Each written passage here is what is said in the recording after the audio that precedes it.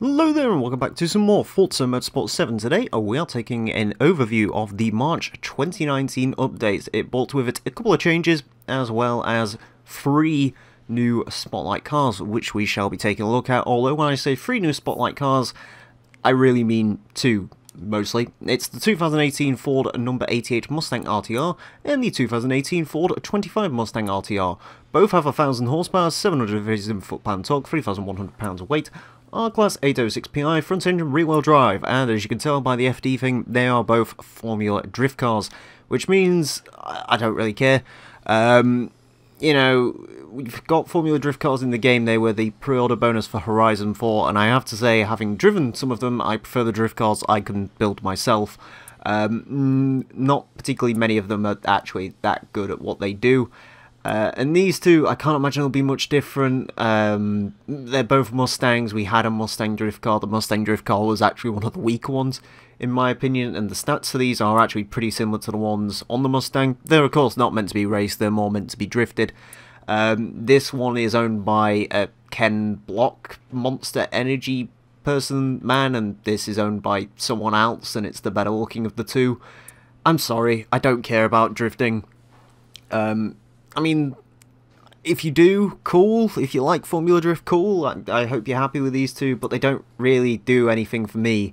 I can't really use them for anything, so yeah. I will say one interesting note is neither of these cars are under the Formula Drift manufacturer, unlike the rest of them, which is a little bit strange. Also, apparently, this one's just rare, and that one's super rare, and so is this one, the more interesting of these two. 3 cars. This is the 2018 Ford Mustang RTR Spec 5, 460 horsepower, 420 foot-pound torque, 3,827 pounds of weight, B-Class car, 579 PI, front engine, rear-wheel drive. This is the road-going version of the Mustang RTRs that you've just saw. RTR is a tuning company which I specialise in Mustangs. I believe they did a few bits for Fox Body Mustangs, so they've been around for a little while. And of course, as you can see, this is a 2018 Mustang with the RTR kit on it, as well as RTR wheels. I'm assuming different tyres. They've also done some modifications to the engine. It now produces 460 horsepower over the standard 420, I believe, a standard Mustang GT produces. I will say, I'm a little bit mystified as to why they didn't just give us the 2018 Mustang GT and let this be a body kit option for that car. Because I would have actually quite liked to see the 2018 Mustang GT instead of this. Don't get me wrong, I'm perfectly happy with this. And again, these cars are free. You cannot complain about free cars. But I would have kind of liked to see the standard road-going GT, but I can't really complain about the RTR Spec 5. I actually think it's a pretty good-looking car as well. I'm not usually a huge fan of these wide-body kits with sort of the fenders that chop off. I prefer sort of consistent wide fenders, like you see on, say, a Challenger with the Liberty Walk kit on it, but it looks pretty cool, and of course, it is an RTR car, which means it has those trademark front lights, which I will quickly show you now. So yeah, all 3 cars, not necessarily the most interesting things ever added to the game, but, you know, they are kind of neat, and I do like these lights. As I said, in my opinion, the road-going car is the much more interesting of the bunch. It's someone I might actually get some use out of.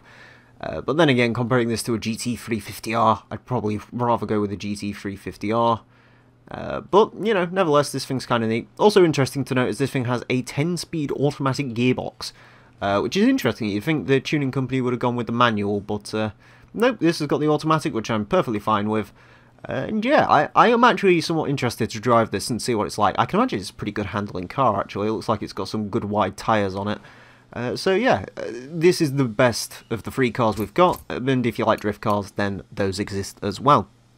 As far as other things in this update, well, it's mostly stuff I can't actually show you what it does. For example, under the tuning and upgrades menu, you might notice it looks slightly different now. There's an option for steering wheel tuning. I've read up on this.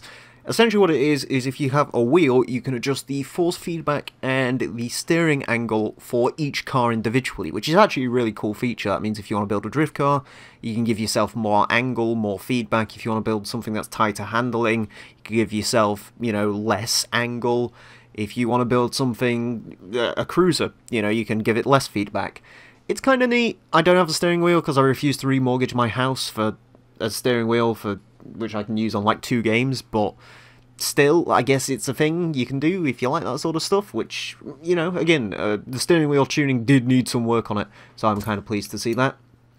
Also, there is a new drifting cockpit camera where it looks into corners, as far as I understand.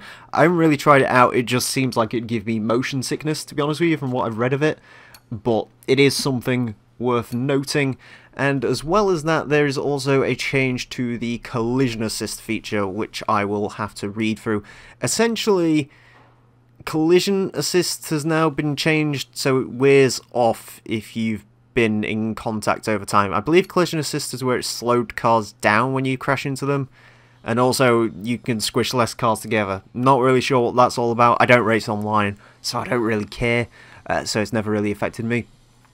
Also, they are launching tomorrow the race regulations beta, which will essentially give people penalties for driving off the track, for crashing into cars, so on and so forth. Again, I don't race online, so I don't care, but you know, people have asked for it, it's nice that they're doing it. And also, one final quick little update is you can now turn on the track limits, which they added way back in October, I think. You can actually finally turn the track limits on midway through a race and see them appear in game, which is good, because that should have been a feature to have anyways. But there you go. Other than that, that is the March update covered. There is nothing of note in the car selection screen, nothing new added, apart from the 3 new Spotlight cars. Which means, if we go into here, there is new Rivals events, the March Spotlight Challenge and Bounty Hunter Drift with the Pro Challenge, which again, both of them I assume involve drifting with the new cars. I don't know what you're going to get from them, to be honest with you. By the looks of it, if there's nothing new added to the game yet, I would suggest it's probably just going to be reiterative awards, but I don't know, maybe there'll be some new stuff added next month to reward people for those, but as usual in Rivals events, they'll be open for about a month, so if you want to try your hand at that, you can. But other than that, that is it for the March update. Overall, I can't really complain about it too much. We did get 3 cars, only one of them's really interesting to me, but you know, it's a pretty interesting car, one of the more interesting ones. Not quite as good an update as last time, if you ask me, because of course we got the GTC4 Lusso, which is an exquisite car. But, you know, nevertheless, it's an update and there's a game shaping up to do new things, which is nice. And I'm certainly looking forward to seeing what they add in the future. But that's it from me. Thank you all very much for watching, and until next time, farewell.